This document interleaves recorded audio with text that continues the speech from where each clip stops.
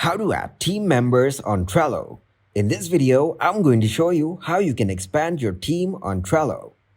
Once you open the Trello on your web browser, click on Members from the left side dashboard.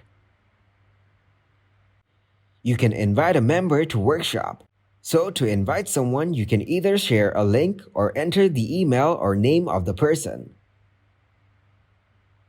After entering their email, click to send invite. Now the member is invited successfully. Then click on the recently viewed template. Tap on Members from its dashboard as well. You can invite anyone to this workshop. So click to copy link to invite anyone in here. Or simply just enter the email or name of a person in here, then click to send the invitation. With your invitation, a little message is sent as "Join this Trello workshop to start collaborating with me." Well, this is how you can invite members to add on Trello.